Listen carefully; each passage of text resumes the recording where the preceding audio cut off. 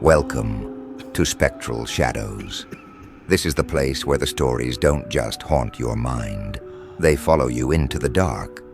Before the whispers begin, tell me, where are you watching from and what time is it? Midnight? Or closer to the hour when shadows move on their own? If you're brave enough to continue, prove it. Like this video, subscribe to Spectral Shadows and leave a comment with your time and location, so we'll know exactly where to find you.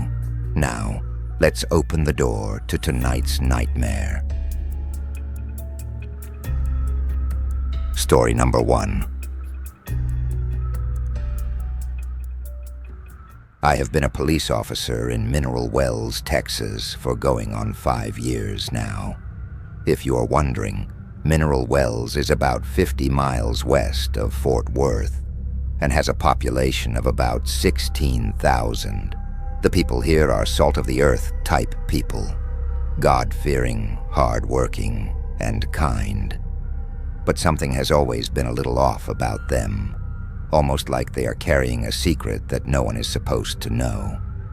Mineral Wells becomes a ghost town, no pun intended, after 7 p.m., and driving the streets at night can be downright creepy, even from the safety of my patrol car. In the 5 years I have been here, I have seen and heard some strange things I do not even believe myself at times. If I had not had my own strange experience when I was a child, I would probably think I was crazy. But I am not. The things that happen here are sometimes unexplainable, but they are real, and I would like to relay one of my experiences to you. If you enjoy, perhaps I can tell you more, because I have a ton. To understand Mineral Wells, you first have to understand its history. I learned most of this after I visited the local historical society, about 6 months after I moved here. Apparently the town was settled in 1881 by a guy named J.A. Lynch. After Lynch dug the first drinking water well, he claimed that the strange-tasting water cured his rheumatism. Mrs. Lynch claimed that the water had cured her arthritis as well. Mineral-enriched water had prime medicinal value in the 1800s, and soon the word got out about its healing properties. A second well was dug several years later, and then a third. It was out of this third well that a woman with dementia often drank. Guess what happened? Her dementia was miraculously cured. The local children started calling this third well the Crazy Water Well. And eventually the term crazy water was coined for the miraculous water that flowed from the earth. News about this crazy water spread far and wide, and by the early 1900s, Mineral Wells had become the South's greatest health resort, with hundreds of mineral wells, bathhouses, spas, hotels, and the like. People traveled from all over the country in hopes of experiencing the healing power of the crazy water themselves. As you would probably imagine, many of these visitors were old or infirm, and many never made it out of town alive. Today, Mineral Wells is a shadow of its former self. While it still has some industry, it operates mainly as a tourism and retirement community. But do not let that fool you. In this town, Faulkner's famous quote holds deeper meaning for those of us who choose to call it our home. The past is never dead. It is not even past. After I had been on force for about a month, I had my first experience with the strangeness of Mineral Wells. We had gotten a frantic 911 call about a dead body.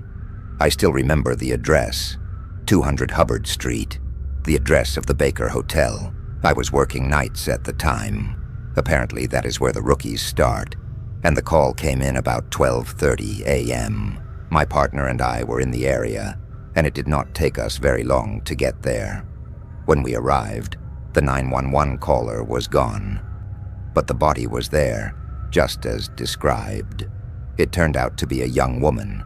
She was splayed out on the red brick steps that led up to the front entrance, her back obviously broken, and her head completely smashed. Also, she was totally nude. It was the first dead body I had seen, and it was gruesome. You did not have to be an expert to determine she had fallen from a great height. I remember looking up to see if there were any balconies that she could have fallen from. There were not, but there were plenty of windows, and since this was an old hotel, they did not have the safety features that modern-day hotel windows have.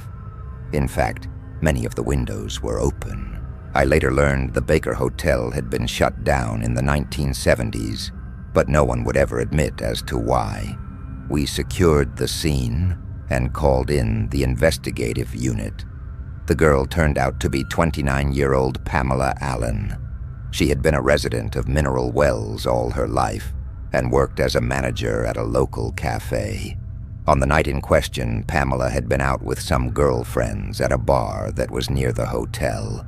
One of the girls who had been with her told the investigators that they had all been hanging out on the 7th floor of the hotel, drinking after the bars closed, when they suddenly realized that Pamela was nowhere to be found. They began looking for her and found her clothes in a pile in one of the rooms next to an open window. That is when they realized that she had fallen and called 911. There were only 2 bits of information they could offer. The first was that Pamela had been overheard saying she needed to go meet Virginia, but none of them knew any friend of hers by that name. The second was that there were rumors in town that she had been having an affair with the owner of the cafe she worked at, but none of them admitted to ever seeing her with him. When I heard all this, it seriously disturbed me.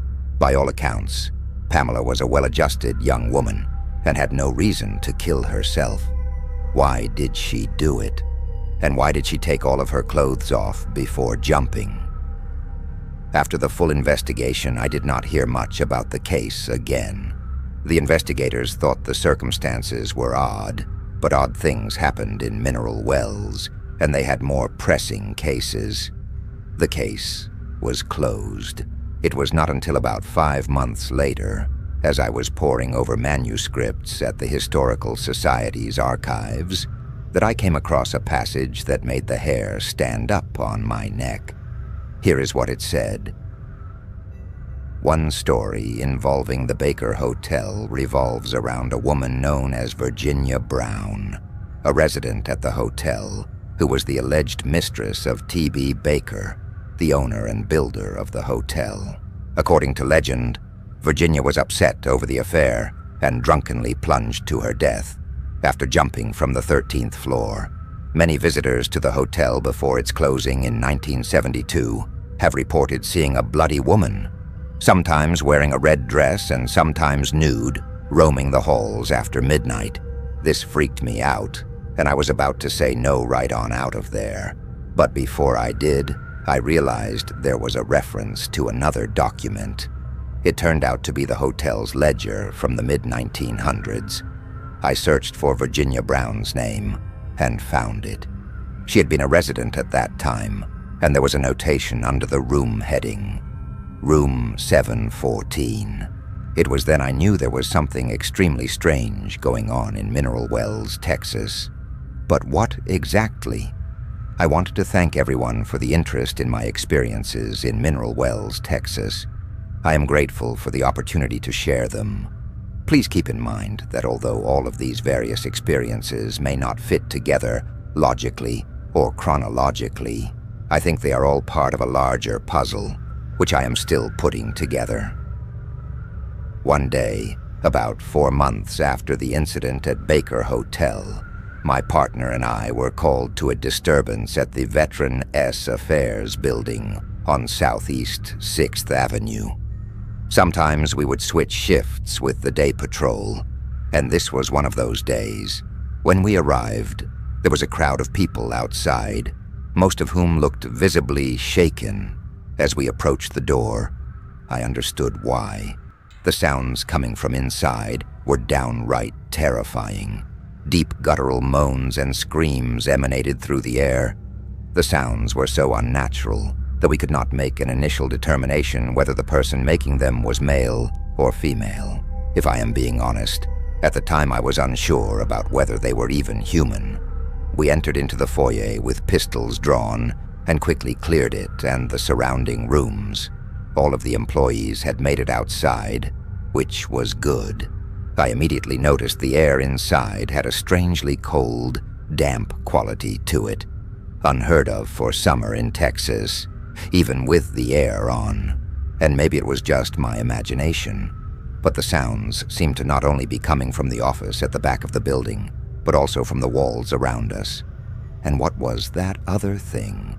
Whispers? I glanced at my partner, but he seemed wholly focused on the door in front of us. We moved forward to check the handle and found that it was locked.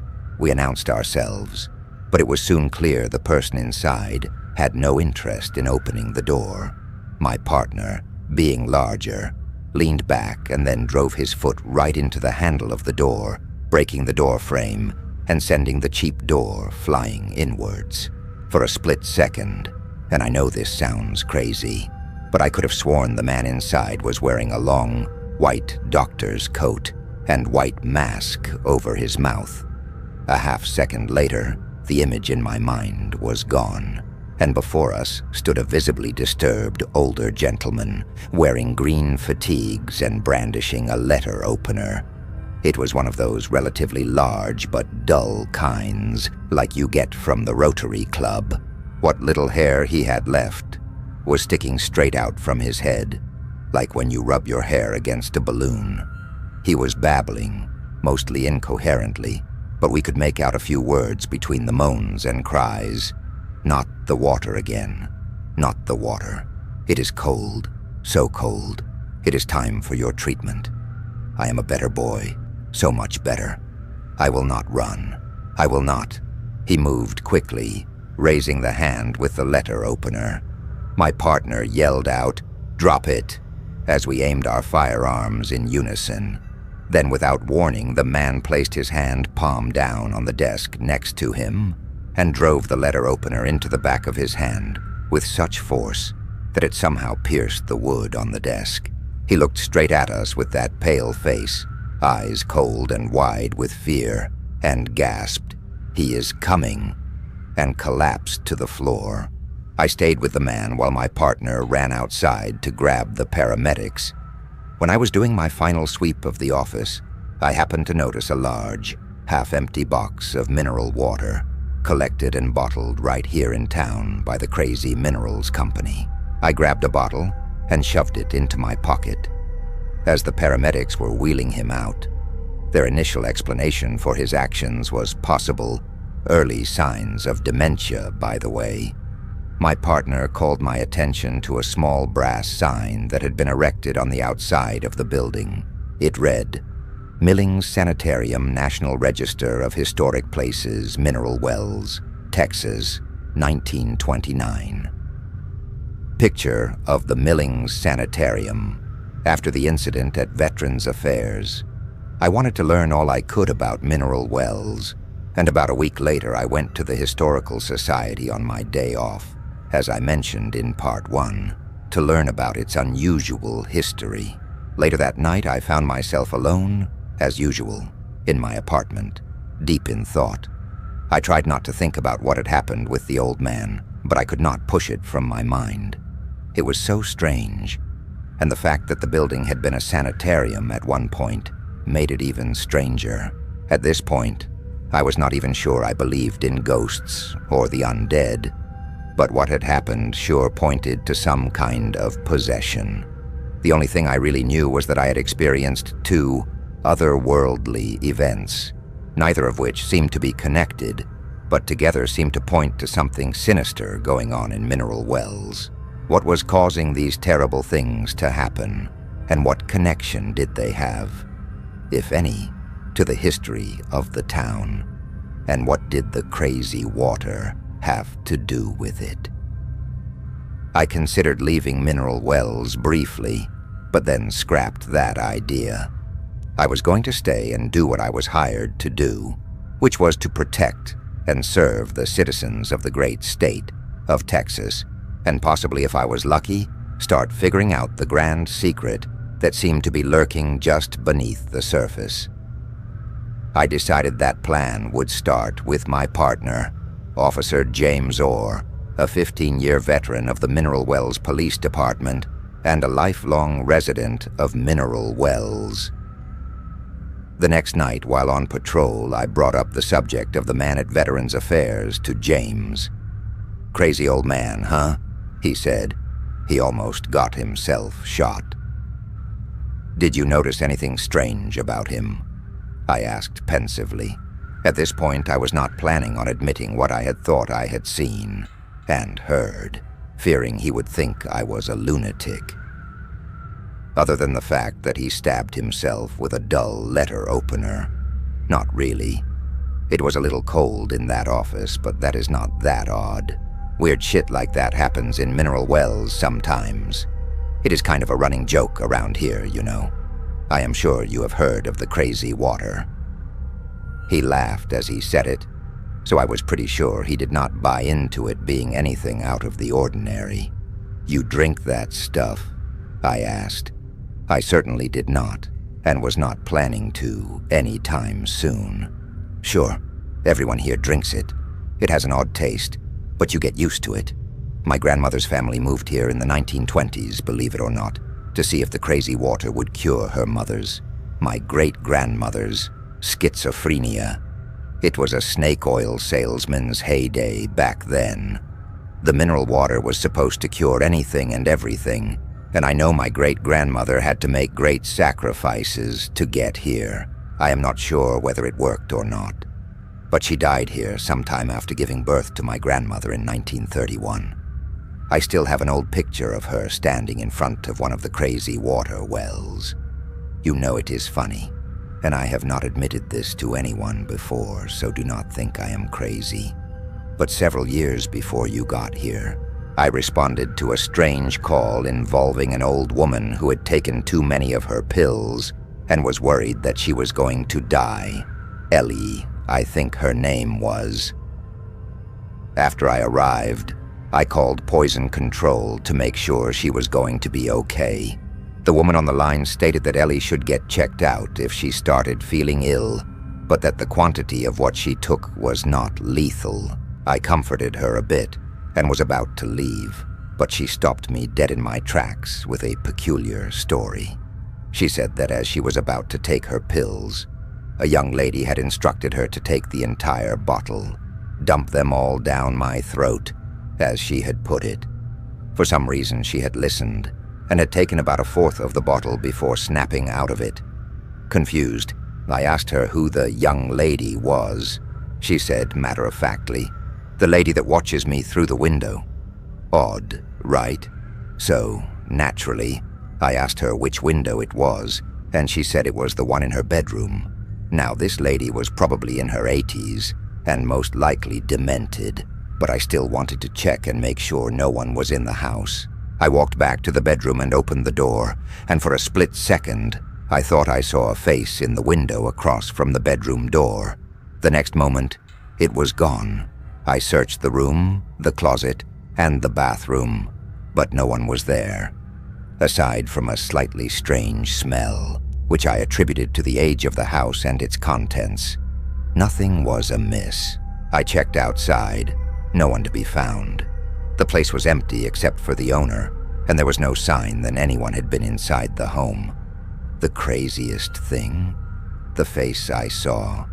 I swear, I will go to the grave with this memory. It was the exact same face I have seen 1,000 times, standing in front of that damn mineral well. It was my great-grandmother's. After James confided in me about his experience with his great-grandmother's ghost, we did not really talk about things like again for a while. Even though he believed he may have experienced something, and had most likely seen other odd things in his time as a police officer, he still did not really believe in the paranormal, although he wanted to. Almost like there was a veil in front of his eyes which prevented him from seeing what was really happening in mineral wells. I, on the other hand, had abandoned all hope of talking myself out of believing in this stuff. I was fully invested. I had my next run-in about a year later. James was out sick. The flu, I believe, and I responded to a vagrancy call at the old Norwood Hospital. It had been abandoned for some time, and we had gotten constant reports that a man was living on the 3rd floor and making a racket at all hours of the night. Initially, the Mineral Wells Police Department had sort of looked the other way, the reason for which I was not privy to, but this time I was told to go over there immediately and get him out of there if possible. I arrived just after 10 p.m. and parked my squad car across the street. The Norwood Hospital had been built sometime around 1904, I believe, when Dr. Norwood and his wife had moved to Mineral Wells. It was used as a private hospital, as far as I know, and Dr. Norwood apparently even had some tie to T.B. Baker, but I could not recall what it was. As I was walking up to the entrance, I noticed the flicker of a light in the 3rd-story window, most likely a candle, confirming that someone was up there. The front door was still boarded up, but there was a window on the left side of the front of the building that had been broken and all of the glass removed. I pulled out my flashlight and climbed in. The inside of the building had decayed with age, and all of the signs you would expect in a vagrancy were present. There were old clothes on the floor, empty food containers, beer cans, and the place was in extremely poor condition. The smell was awful, too. I checked the 1st floor and found nothing. There was an open door that appeared to lead to a basement, but I decided that would not be on my agenda for the night. The 2nd floor was much like the 1st, except there was also a room that looked like it may have been a nursery or a child's playroom, littered with old stuffed toys, a rocking horse, and several rotting bunk beds. Just as you would expect, it creeped me out royally. When I got to the stairs that led to the 3rd floor, I heard something rustling up in the darkness above me. I am not going to lie. I was not real happy about having to go up there, but the top brass had made it clear that I needed to take care of this tonight. "It is the police," I announced to the black void. "If you are up there, I need you to come down." I sat in silence for a minute, listening. Nothing but the wind outside. I began to slowly ascend the stairs with my flashlight as my guide and my hand on my hip. I swung my flashlight across the room and saw a figure huddled in the corner under several blankets, covering his face. I began to walk towards him cautiously.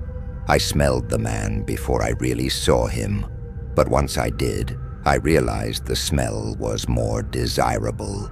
He appeared to be in his 50s, but I had the feeling he was much younger. His fingers were gnarled, and his face bore the mask of addiction and depression. When he began to mumble, I noticed his teeth were black and crumbling. "Mariana, is that you?" Something indecipherable. "Take me. Now." "Sir, I need you to show me your hands." "What are you doing up here?" I said. This time, he spoke more loudly. "The children. They will not leave me alone. The poor children. They are missing pieces. Are you here to take me?" "The children are always playing. They are never quiet. They went to meet the doctor. The water did not help. They always tell me. I never sleep. Are you here to take me?" There had obviously been no children in this building for quite some time, but maybe his encounter with them had been of a different sort.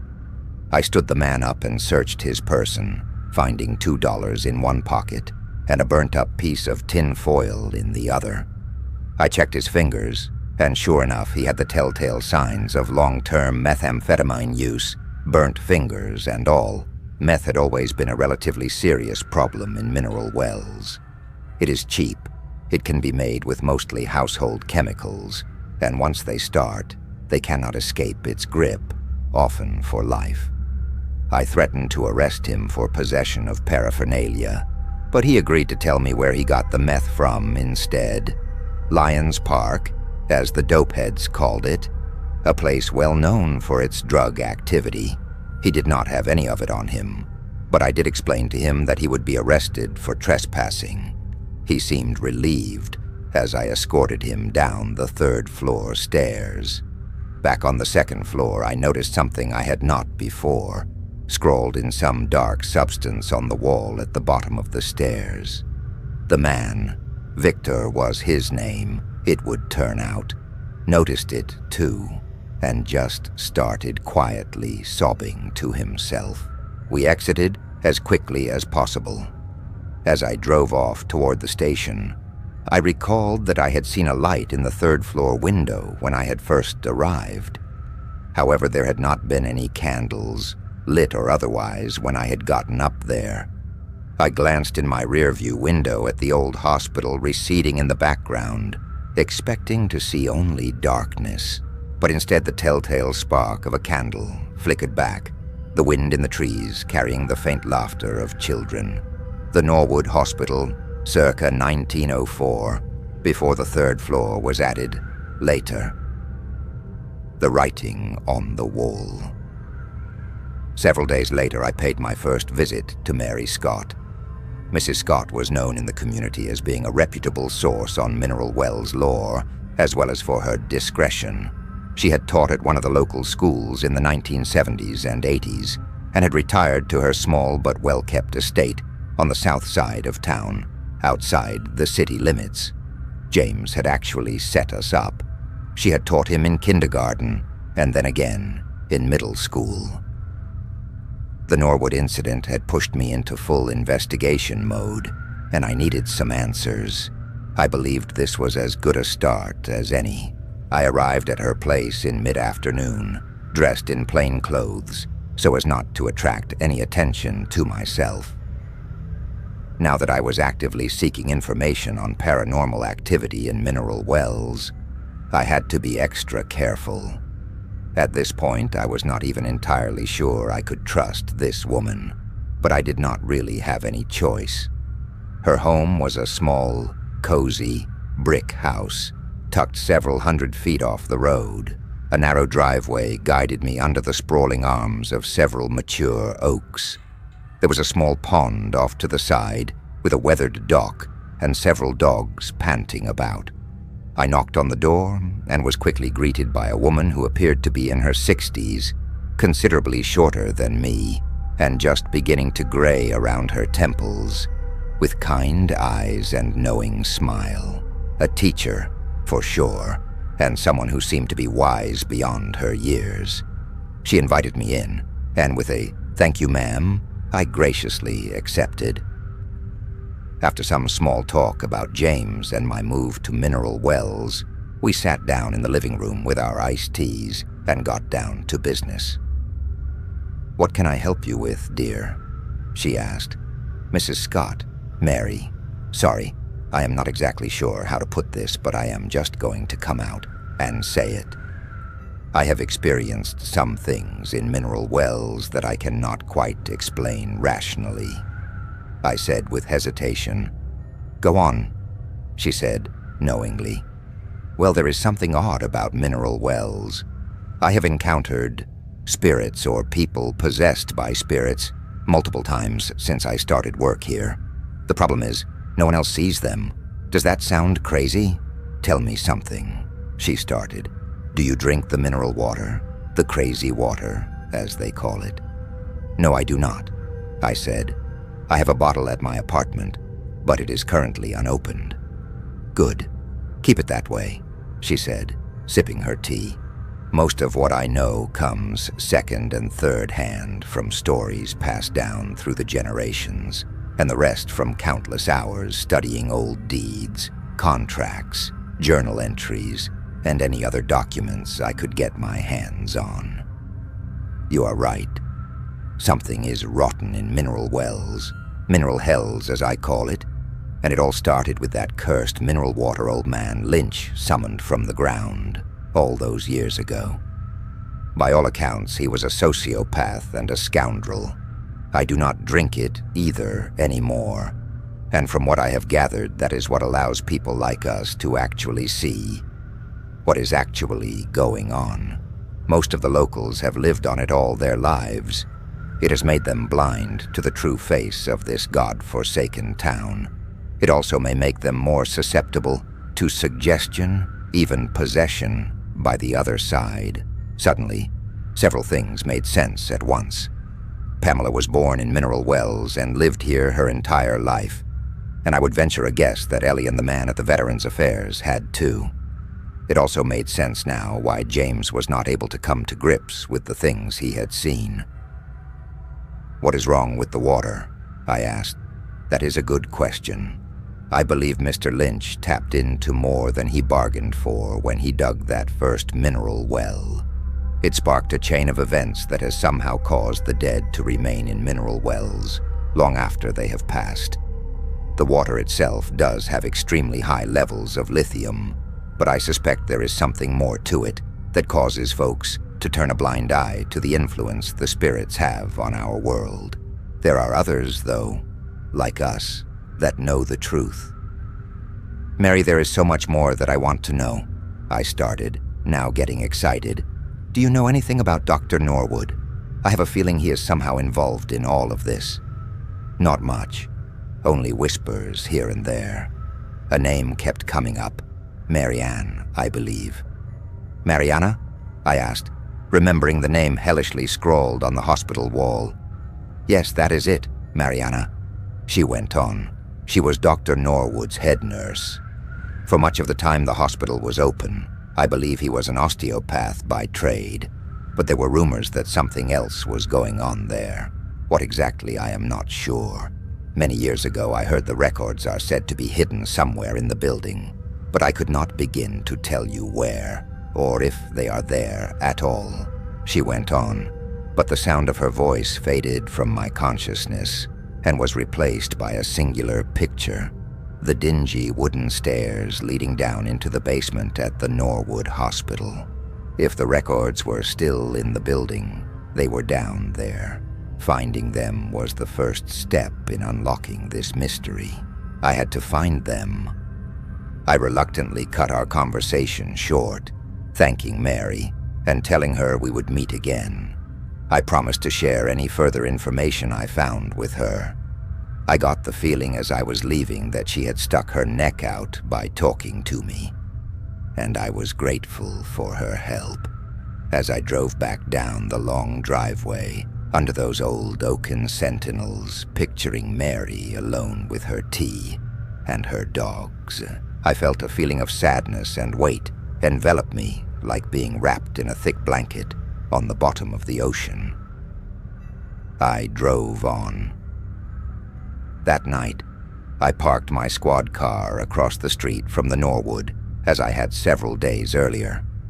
I was on the clock and could easily explain my purpose for being here, if questioned about it, and sure enough, as I stepped out of my vehicle, I could see the light again, flickering in the third-floor window like a modern-day will-o'-the-wisp. I opened the trunk and grabbed the black satchel inside. Once inside the building, I navigated through the grime and decay to the black hole in the wall that led down to the basement. Thank God for flashlights, I thought. The darkness there seemed palpable, like it was a living entity all its own. I started down the steps, 10 in all, and counted each as I went. If I were to lose my light source for any reason, or if I was running, I would at least have a decent chance of getting back up the stairs without falling and hurting myself. I had also noted that it was 22 steps, roughly from the door to the basement stairs.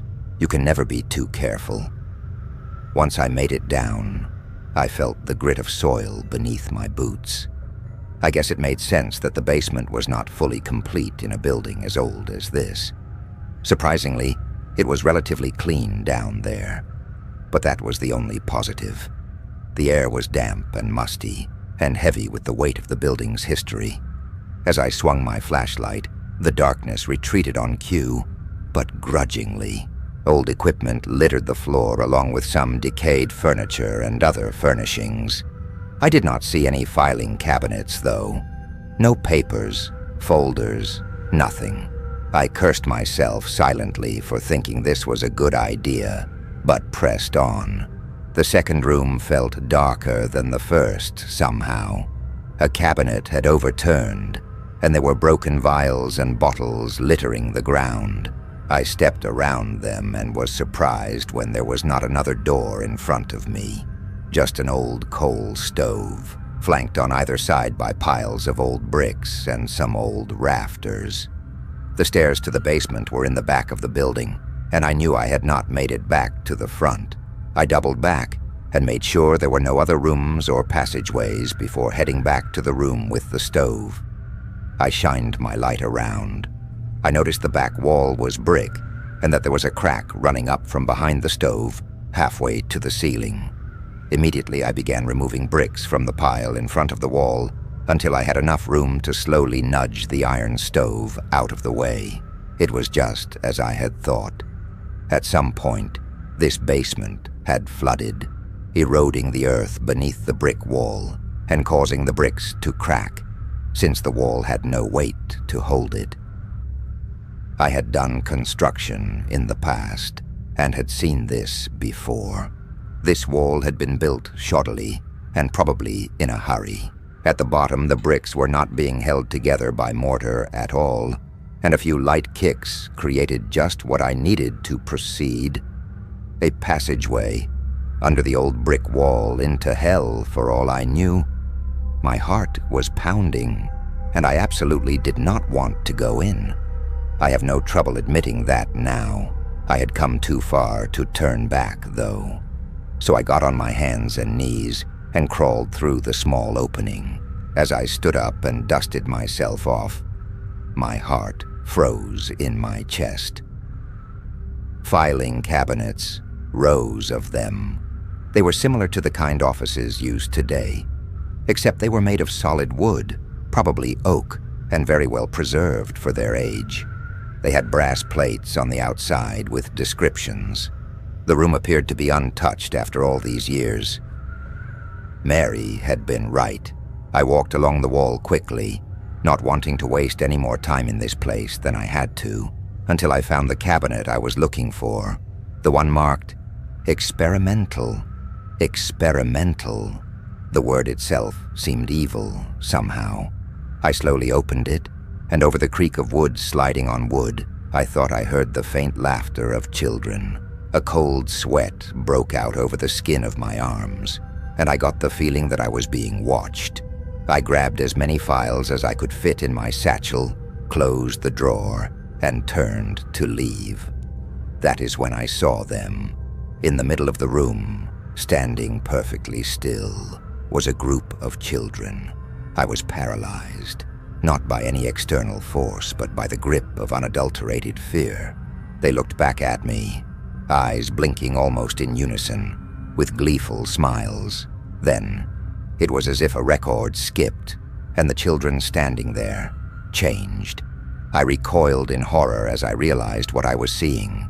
The girl standing in front had 2 blank, scarred holes for her eyes. The younger boy next to her waved, his hand bearing only 2 fingers and a thumb. Another boy was on the floor, pulling himself forward, with the stumps of 2 missing legs dragging behind. There were others in the same condition. The record skipped again, and they were whole, all standing still again, grinning from ear to ear. I found my body could move again, so I turned and ran as fast as any human ever had before, crawling under the wall before sprinting the rest of the way out of that god-forsaken building, back through the basement, 10 steps up, 22 steps out. As I ran, I heard the children singing behind me.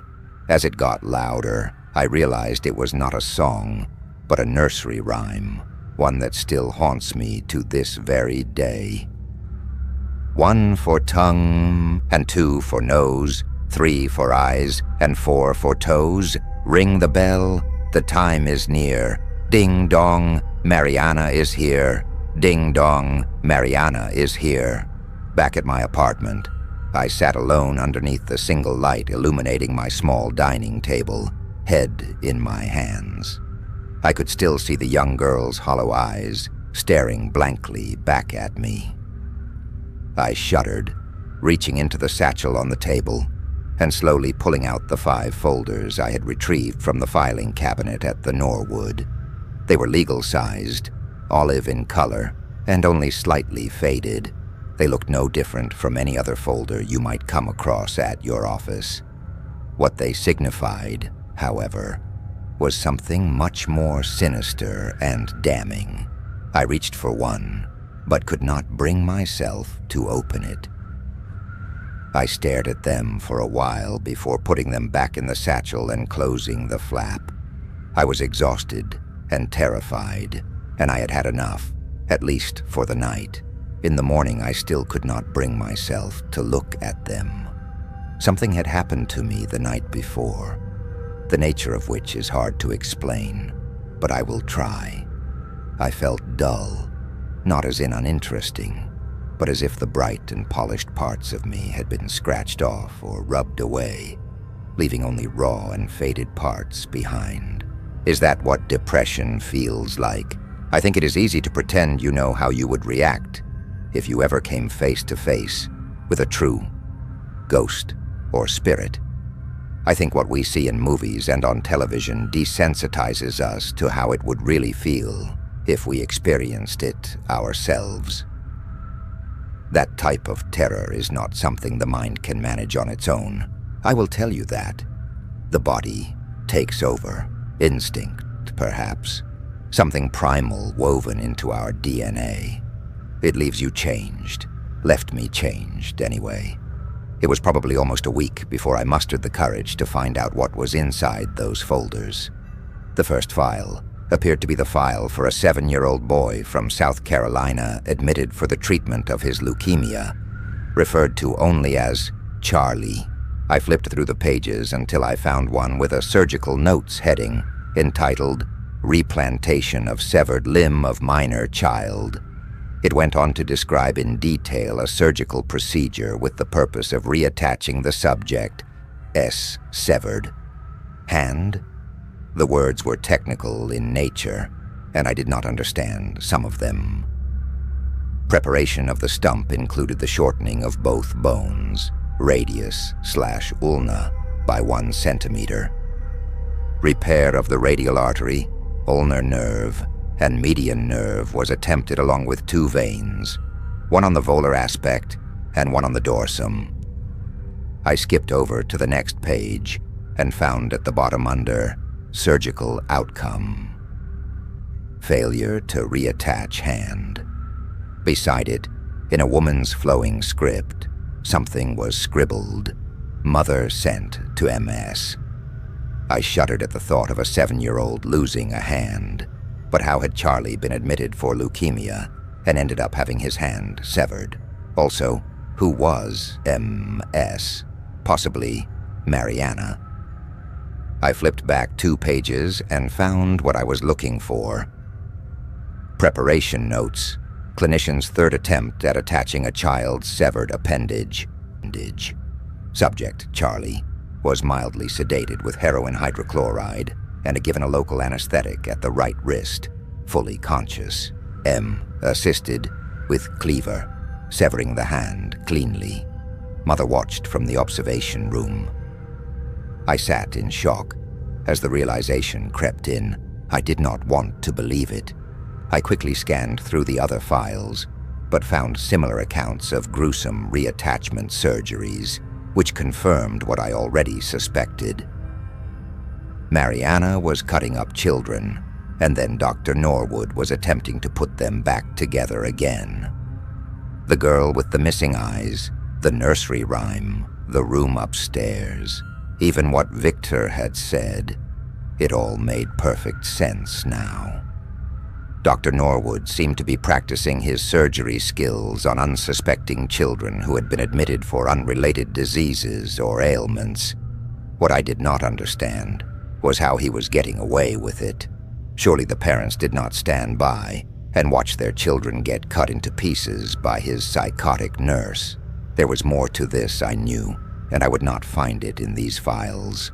I shoved them away in disgust. Afterwards, the depression set in deeper and more fully. I still had a job to do, however, and that was protect the citizens of Mineral Wells, Texas. I tried to go about my usual work handling traffic accidents and other small crimes, the typical happenings of a small Texas town. At one point, I think I was hoping that I would forget what had happened and could return to just being a police officer. Maybe then I would feel normal, whole again. But, as you obviously know by now, Mineral Wells had other plans for me.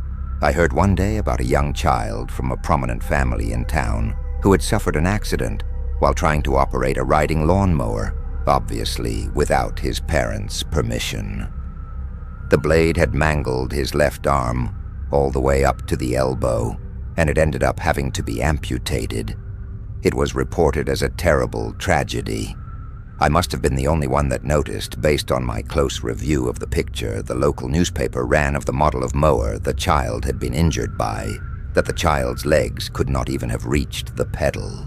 There was also the curious case of Brad Delaney, City Council President and member of the First United Methodist Church, who one night took the .45 he had hidden under the mattress and killed his wife in cold blood while she slept. One shot, right to the temple.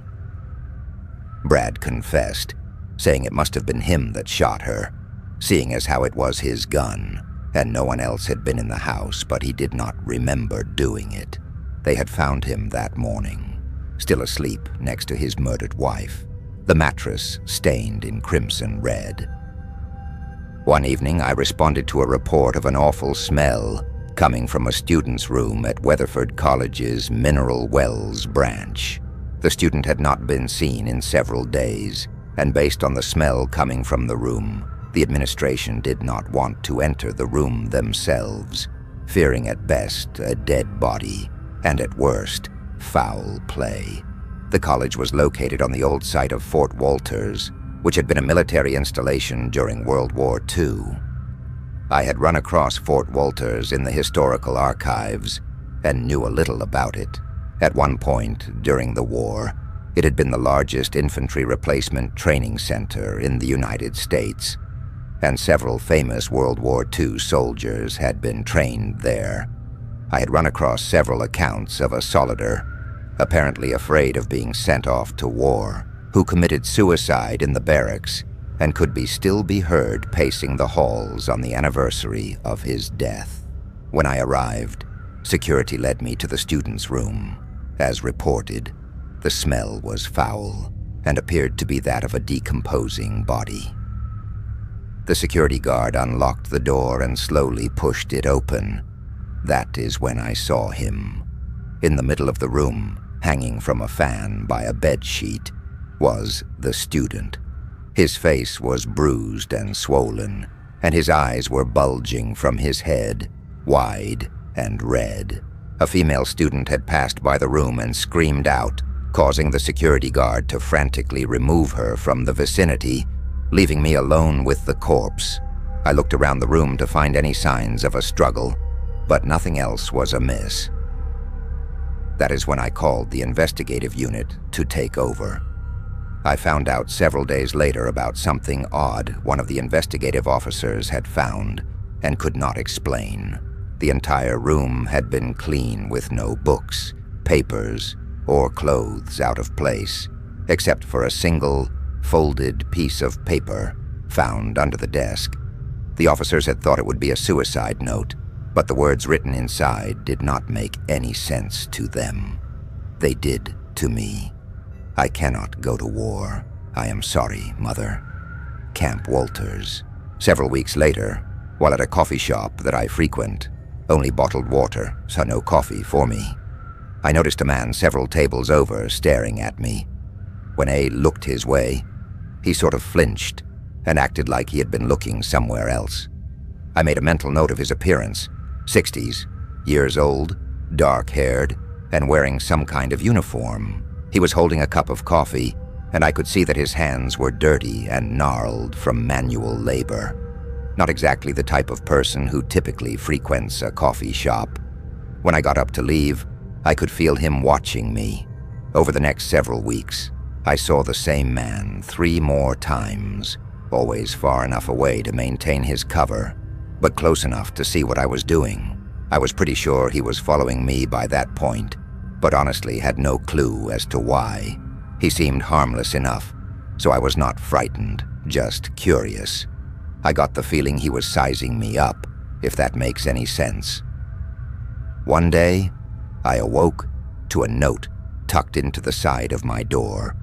I opened it and read the hastily scribbled words written on the back of a receipt from a local garage. Coffee shop, 3 p.m.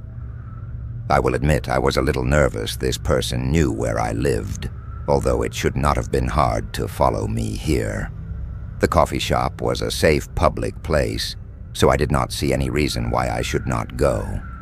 I had never pictured myself as the type of person that would respond dutifully to the instructions written in shady notes stuffed into my door frame. But the times, they were a-changing, and depression or not, it was time to get back to my investigation. I arrived at 3 to find my new friend seated in his usual spot. He saw me come in. A moment later, he was out of his seat and walking down the hallway at the back of the shop. I followed him, exiting out of the back door the employees used for taking out the trash. He was standing there, lighting a cigarette, looking generally nervous and disheveled. "Want to tell me why you have been following me, Stan?" I started, probably sounding a bit more stern than I actually felt. I found that people tended to follow instructions better if you spoke to them by name, and the patch on his uniform had provided that information. I just had to be sure. Mary told me you two had talked, but I wanted to make sure you were okay for myself. He replied nervously. Mary Scott, I thought. He must be one of the others she had been talking about, those that knew the truth about mineral wells. "And what did you find out by following me into a coffee shop?" I asked. "Well, for starters, all you drink is regular bottled water.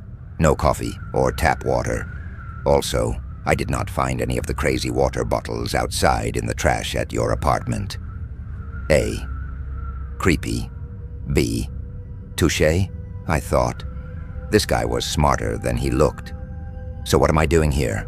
I said. He threw down his cigarette. "Mary said you knew what was going on in mineral wells.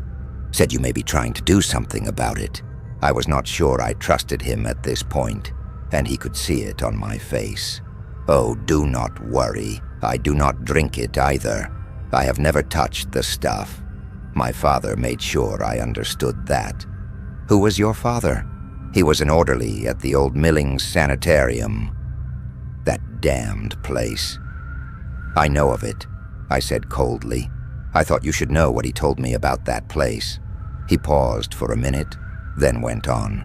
He said it was the scariest place he ever stepped foot in. He helped with patients, administered medicine, and cleaned the rooms, so he was familiar with the goings-on. He told me about the different types of treatments they would perform on the patients there. Electroshock therapy, experimental surgeries, psychological experiments, sleep deprivation studies, even waterboarding. "The screams were the worst part," he said. "I know, they are not exactly the type of bedtime stories you should tell your children, but I do not think he could help himself. He could not sleep for most of his adult life, and my mother died when I was young.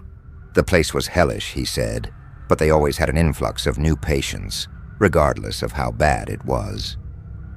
"Did he say anything about where all the patients came from?" He pieced it together. "When news got out about the mineral water, people came from far and wide to be treated. Bathhouses and spas were some of the main attractions for those with less serious ailments of the body. But Millings promised a cure for every dementia and psychological issue under the sun. So the people poured in. Most never left. Business was good. Oh, to be a worm in the peach tree. Worm in the peach tree? I repeated. I had not had that turn of phrase before. Oh, it was just something my dad used to say. It basically means someone is taking advantage of a situation. There were also backroom deals with some of the other businesses in town. He went on, I think the Baker management would refer people to Millings, as most of the out-of-towners ended up there first. I also know that Dr. Norwood would sometimes send patients their way. My dad was always the most curious about those patients, he said, because they always seemed to be pretty healthy people, at least when they first got there. They always screamed the loudest. It suddenly got cold and dark where we were standing. I looked up to see the thunderheads rolling in. We would have some weather tonight. I changed the subject. How do you know Mary, and what is her part in all of this? He looked like he was about to respond, then thought better of it. You will have to ask her about that one. The bitter, biting rain that began to fall cut off any further conversation between us. Early the next day, after my shift the previous night, I pulled out the files again. I had a hunch about something Stan had said. Plus, the middle of a thunderstorm is always the perfect time to read about sadistic shit. I found Charlie's file and flipped to the page I was looking for. I found the hastily scribbled words again. Mother sent to MSS. It was not a person. It was a place. Millings Sanitarium. Dr. Norwood had been sending the perfectly healthy parents of the children he was experimenting on to be experimented on themselves. I looked back through the children's files, and my other hunch was confirmed. All of the children were from out of town. South Carolina, Georgia, Virginia, Rhode Island, and Tennessee. I finally got it. Imagine this, it is the early 1900s. There is no television, social media, or cell phones. People keep in touch through letters, for Christ's sake. Your child is terminally ill with cancer or some other illness. Or perhaps it is you that is sick, and you have lost all hope. Until you hear about Mineral Wells, Texas, home of the crazy water that heals all that ails you. You will try anything. You pack up your bags and make the long journey to Texas. Once you are there, you will try anything, and you are never heard from again. For it to work, the families would need to be from anywhere but Texas. Check. You would need a network of conspirators to make sure all loose ends were tied up. Check. Dr. Norwood got the children, and Millings got the parents or anyone else from the Baker who was dealing with a psychological infirmity. If anyone ever tracked you down at Millings, which would be nearly impossible, who would believe your crazy stories? By that time, you would be so drugged, emotionally scarred, or both. No one would dream of interrupting your treatment. Could law enforcement have been involved as well? The scope of it blew my mind. Think of all of the suffering and death. Think of those poor children, all because of some foul-smelling water, the hope-filled human spirit, and a group of doctors more sadistic than any you could ever imagine. Worms in the peach tree. I stayed in bed for the next 3 days. I had to call in sick to work, which was fine because I very rarely miss my shifts, but I would not have cared either way. I was even deeper within the dullness now, like there was several inches of something between myself and the world. I could barely breathe through it. When I would get up for food or to use the restroom, I felt more like a marionettist, pulling the corresponding string for each body part than like myself. I wondered why I was the one paying for all of the suffering that I had discovered. On the 4th day, I willed myself out of bed. I got dressed, put my gear on, and headed out the door. I had somewhere to be. The 20-minute drive to Weatherford, Texas definitely improved my mood a bit. The stark scenery, flat land and trees, is calming sometimes. The Mineral Wells Public Library was closed indefinitely for repairs. Some issue with the contractors who were supposed to fix the roof. so the annual Mineral Wells Day presentation had been moved to Weatherford's public library. Our precinct likes its officers to participate in community events as much as possible, and this year it was my turn to attend. The presentation concentrated on the rich history of Mineral Wells and the brave leaders that built it from a one-well town to a booming resort community. The irony did not escape me.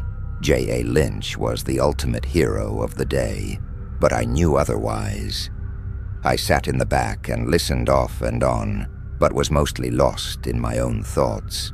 When it concluded, I stepped outside to speak briefly to one of the presenters to thank them for their support of our community outreach program. But a familiar face was already speaking to her. It was Mary Scott. I should have known I would see her here. We exchanged glances when she was done, and a moment later she walked over to me and spoke. "You look like hell, dear," she said, matter-of-factly. Oh, the honesty of Southern women. She could obviously tell something was wrong. "Appreciate that," I joked. A little levity never hurt anyone. "Mary, I found the files in the basement at the hospital. Dr. Norwood and his nurse were performing experiments on young children and sending the parents over to Millings Sanitarium to get rid of the witnesses." Mary looked at me intently. "I know," she said. A dagger shoved into my gut would not have done any more damage than her words had. So I had risked my life and sanity in that basement for, what? Some sick game she was playing? She looked around to see if anyone was listening, then motioned for me to follow her around the corner of the building. I had a mind to walk off, but followed against my better judgment. "Only half of me hoped you would find them. The other half, well, I am sorry I did not tell you. I had my reasons. There are." She paused, trying to find the right word. "Consequences for talking about the events of Mineral Wells past, from the living and the dead. Remember how I said I no longer drank the mineral water? Well, I did for many years of my life, which makes me vulnerable." She stopped and pulled up the sleeve on the shirt she was wearing. I saw two long, lengthwise cuts that went from her wrist almost to her elbow, almost healed. They were just deep enough to bleed and scar, but not deep enough to hit any major veins. I did them myself 2 days after our conversation, but I do not remember doing it. A warning, I suppose. "From whom?"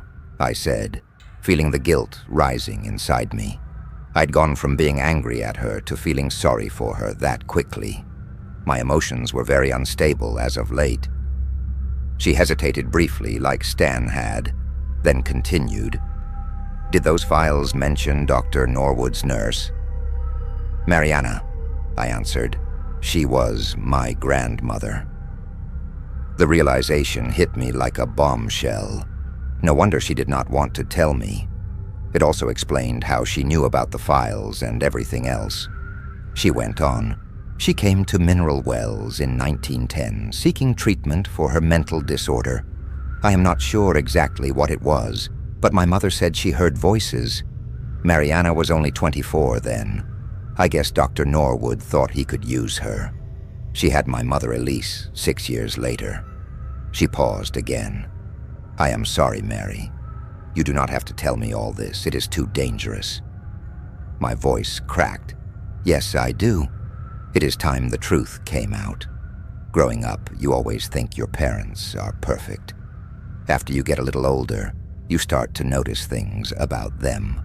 My mother was missing several fingers on her right and left hands. They had operated on her when she was a child, I found out later. She had other scars, too." She was starting to cry. "By her own mother?" I asked, incredulous. "Yes, which is how I know the same could happen to me. I saw my grandmother in my dreams the night I got these scars. I heard the bell, which meant it was time for one of the children to go with Mariana. It was my turn." She was now sobbing. I put my arms around her. "The past is never dead," I thought. She wiped her eyes. Why my mother named me after her I will never understand, but perhaps she did not either. She pulled away, then turned back around. Oh, there is one last thing. I tried to tell you this the last time we spoke. You need to go see Madame Teresa. She is here in Weatherford and does psychic readings.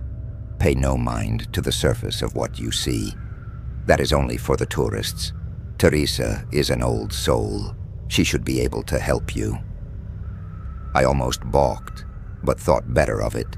If I had seen and heard the dead with my own eyes and ears, it was not a huge leap to believe that someone else could speak to them. Thank you. I will do it, I agreed. I hope she can help you the rest of the way. I have given you all I can. She looked like she meant it. It was not hard to find Miss Teresa. She was, after all, the only local business with a sign that bore the image of two hands holding a crystal ball, even if she was located several miles from the city limits. I still had my doubts, but I had no other option at this point. The small shop had seen better days. The carpet was purple and faded, and beads and other baubles hung from the low ceiling haphazardly. The smell of eucalyptus and cinnamon filled the air, covering the smell of the cats that tramped around the room, for the most part, at least. The sign inside said, "By appointment only," but I hoped she already knew I was coming. I took a seat at the large, ornately carved wooden table in the center of the room. That is when a woman appeared from behind the curtain in front of me. She wore a long dress, rough-spun and voluminous, with a hood on the back. She was dark-haired, and her wrinkled, sagging skin was the same. I could not see her eyes. She wore a mask over them, but instead of eye holes, the mask was solid, with eyes finely painted in their correct places.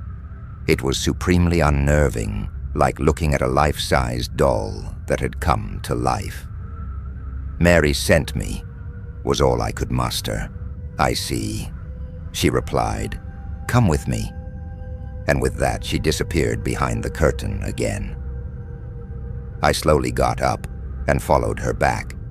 The room behind the curtain was much smaller than the main room, with only a small, simple wooden table in the middle. In the four corners of the room were small painted statues depicting animals, totems I believe they are called, a goose, a mountain lion, a hummingbird, and a gopher. I recognized the eyes. They were the same that had been painted on Teresa's mask. She was already seated at the table, so I sat down across from her. I noticed her hands were as wrinkled and weathered as I had ever seen, but gentle somehow. I tried to focus on them. Looking at her face scared me, frankly. I sensed that she could feel my discomfort. We did not have to speak about Mary or my purpose here. It was clear she understood. "Can you speak to the dead?" I managed to squeak out. I have spoken to them. Dead, you say. There is no death. There is only a change of worlds. That is what my people believe. Her voice rolled slowly and rhythmically, like a train rolling over its tracks. Why are they in mineral wells? And why are they tormenting the living? When man leaves this world, he passes into the spirit realm. Spirits are always around us, but the dead are not powerless. They can be incited to violence just as man can. Mineral wells and the water it is named after are cursed, but the exact source of this curse is hidden to me. I do have my guesses, though. In Pueblo mythology, there is a spirit known as Pishuni. I believe it is similar to the spirit depicted in the Christian Bible, who appears as a snake in the Garden of Eden. Pishuni is known as an interloper. His purpose is to create strife. It was he who tempted the first humans and disrupted their harmony with nature. I believe whomever first coaxed the mineral-rich water from the depths of the earth may have been visited by Pishuni. A deal may have been struck. The water would bring great wealth, but there would be a price. When the first men used the water to deceive those who honestly sought it, The price was exacted. The water was cursed, and all those who died in mineral wells while seeking the water would remain to exact their own vengeance against the ancestors of those who brought about their deaths. If it was not Pishuni, it may have been some other earth demon. In the end, it is of no consequence. It was ultimately man's lust for power and insatiable greed that cursed mineral wells. I replayed all of the strange events I had encountered during my time in mineral wells in my mind. Virginia Brown, James's great-grandmother Mariana, the man at the Veterans Affairs, and even the children. All had come to mineral wells seeking treatment for something. There were others that I was unsure of, like the spirits involved in the Fort Walters suicide, Brad Delaney's murder of his wife, and the lawnmower accident. But I had a hunch those spirits had done the same. If I was not truly numb before, I was now. My eyes seemed to roll in my head. I am not sure if I passed out, but all of a sudden Teresa's hands were on mine. "There is a dark cloud over you. You must be careful," she said cryptically. I looked around the room trying to concentrate on something, and my eyes locked on the gopher totem. Although she could not see me, she knew. The totems, yes, they are for protection. My people believe that spirit animals can guard man from evil. They guard this room, one for water, one for mountain, one for air, and one for earth. The gopher guards the ground. Hopefully, he will guard you, too. But your eyes... I started not thinking clearly. I can see better without them. I slowly regained my composure and stood up shakily. Teresa put her arms around me and guided me into the main room. As I was about to leave, she spoke again. "There is something else. I hesitate to say this to you in your condition, but I must. You have a friend in grave danger. I was already out the door, stumbling to my squad car. I arrived at Mary's house about 15 minutes later. It was evening, and the sun was creeping behind the horizon, painting the sky with multicolored hues of lavender and red. I did not notice any of her dogs running about as I pulled up with my lights on and sirens blasting, neglecting to turn them off as I exited the vehicle. I drew my weapon instinctively, even though it had little chance of protecting me or Mary from an evil spirit. I slowly crept toward the door and found it unlocked. I was barely seeing clearly at this point, but found my way inside. My boots squished on the floor of the living room. I looked down to find the carpet soaked with so much blood that it had created a standing puddle, one that I was forced to walk through rather than around. This went against every bit of my training, but I was not thinking clearly at the time. The dullness had almost overcome me. It was then I noticed there were body parts floating in the sea of red, a tongue, a foot, an eye. I retched once, then again. In a daze, I followed the trail of blood through the living room and into the kitchen. It was worse there. The entire floor was red, and there were more body parts. Pieces of flesh and bone may be more accurate. It was hard to make out anything among the gore. The smell of death permeated the air. Or was that only my fear? Through my tears, I found my way through the kitchen and around the small island in the center. It was there I found Mary, or what was left of her, slumped against the far cabinets. Her face was not hers anymore. It seemed to me like some professionally done movie prop. Her nose had been sliced cleanly off, and there were 2 bloody holes where her eyes had been. I wished I had Teresa's mask to cover them up. Maybe then she could see again like Teresa. The truth finally sank in. This was all my fault. I had dragged Mary into this, and she had lost her life helping me. I had killed her. My knees collapsed, and I sank into the grime. My hand landed on something cold and slippery that appeared to have fallen from Mary's hand. A large kitchen cleaver. They found me, covered in gore and vomit, right where I had collapsed. The neighbors had gotten tired of the constantly blaring sirens and called the police. James was there, along with several other officers. "Jesus Christ, man, it is a bloodbath in here. What happened?" he asked incredulously. It was too late. I tried to stop it, I whispered as he pulled me up onto my feet. "Who did this?" It was... But I could not put the words together. What could I say? "Is any of this your blood? Are you hurt?" "No, I am fine." I am not fine, I thought. In minutes, the whole team was there, rolling out the yellow tape, photographing everything, and collecting evidence. In a small town like Mineral Wells, you will not see everyone in hazardous materials suits, dusting things for fingerprints, and setting up lasers that show the trajectory of bullets and such. The investigators do mostly everything, and they do it really well most of the time, although I would have hated to be the guy that had to collect all of those body parts. My clothes, shoes, and the rest of the gear I was wearing were collected in clear plastic bags. I was photographed from head to toe, and blood swabs were taken.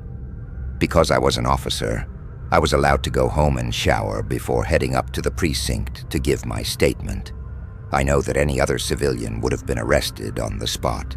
I arrived at the precinct, showered and clean-shaven, my black satchel on my shoulder.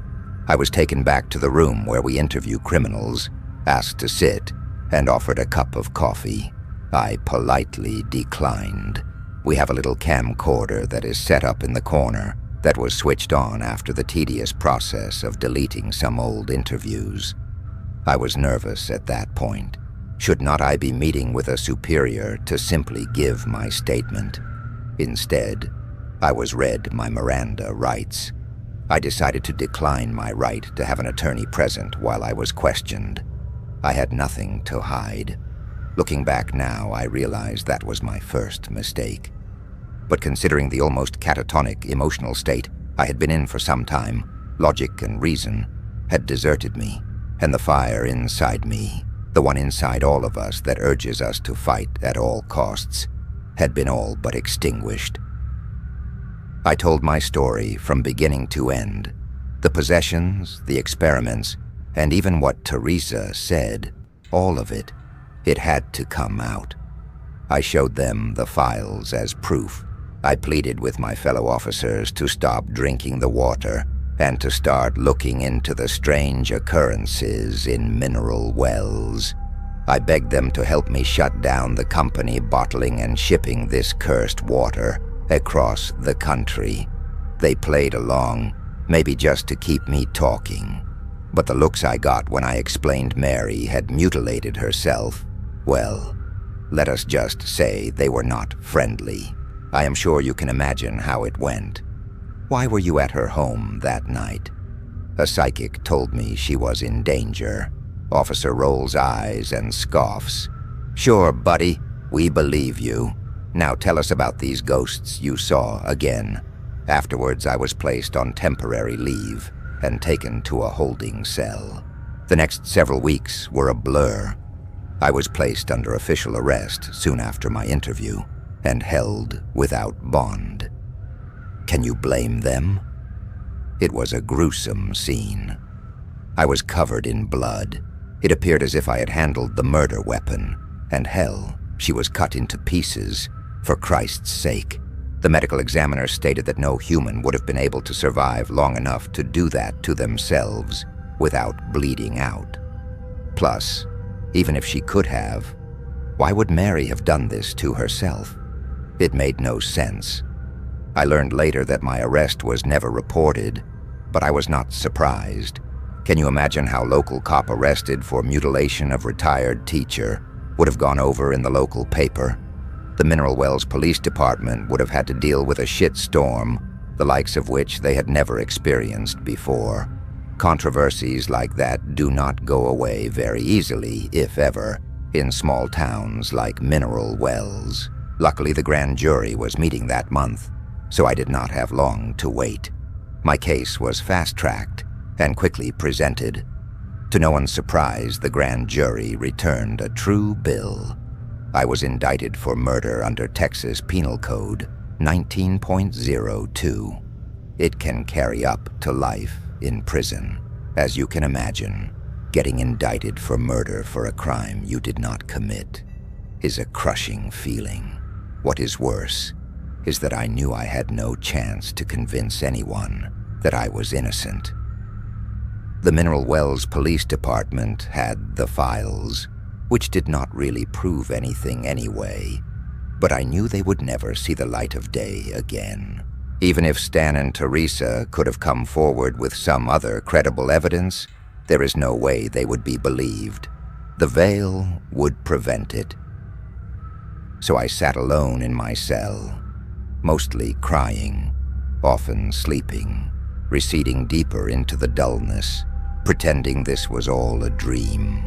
I slept in restless fits, racked by night terrors. At this point, my friends, I have to make a confession. This will be my first of 2 confessions, and is in fact the only thing I am guilty of.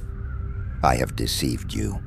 I am no longer a police officer in Texas, as the title of this post suggests, although you may have guessed that already. I apologize for this sincerely. If I had told you my current and true situation up front, it is likely you would not have listened to my story. I needed you to believe me. One of the foundations of the criminal justice system in this country is that to be found guilty of an offense, you have to have had a rational understanding of what you were doing at the time.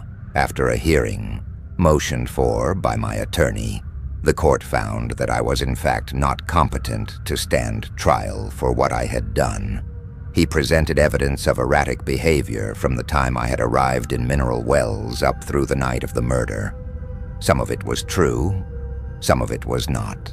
I am almost positive my attorney personally thought I was guilty and mentally sound, but he successfully painted the picture of a stressed-out cop who had simply snapped. This was perfect for the district attorney's office and the Mineral Wells Police Department. There would be no public trial. No one would find out about the psychopathic officer who cut an innocent woman into pieces. Texas, like other states, provides for a different type of punishment for people who fall into this category, which brings me to my second confession. I am currently confined in a secure mental facility, serving a 40-year term of commitment for a crime I did not commit. I only have access to my phone every couple of days and at certain times, which is why I have had to break up these posts into multiple parts. You may be surprised I have access to it at all, but you should not be. Inmates smuggling cell phones into prison is an enormous problem in today's justice system. The problem is, the guards are all in on it. They make a little money by helping the inmate or looking the other way, and of course deny everything if the inmate is caught. It had not taken much money to bribe my orderly into letting me use mine on occasion. I had plenty saved, considering I was single, had no social life, and never ate or drank out. I was able to contact Stan through his garage and have him deliver the money for me. He got a small cut, too. Human greed, right? I am also sorry that this may not have ended how you hoped. I think Hollywood movies have conditioned us to believe conflicts always resolve tidily, often to the benefit of the protagonists. If you just believe, or strive hard enough, or fight long enough, you will win. They have to, or otherwise people would not continue to watch them. That is a good thing, for the most part. There will be no happy ending here. Unfortunately, life is not always like that.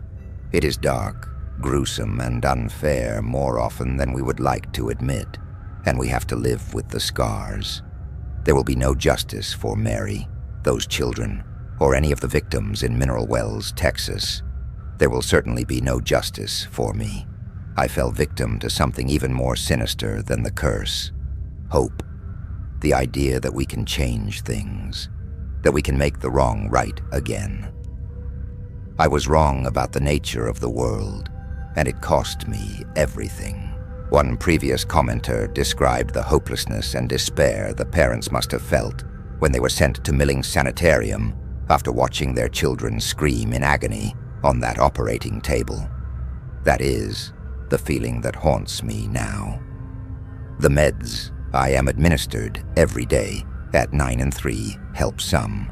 I am numb, mostly, and I can sleep. I would not have been able to live with the night terrors.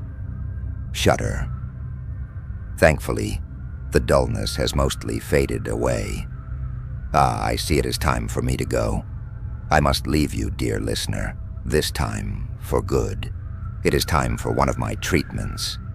Yes, I have those too. Some traditional and some experimental, but they will have to be tales for another day. I have actually gotten used to the screams here, even though they echo in my dreams. You've reached the end, but the shadows haven't left you. If this story unsettled you, prove you survived. Like this video, subscribe to Spectral Shadows, and leave a comment with the part that haunted you most. The darkness is always waiting, and so are we. Until next time, don't turn off the lights.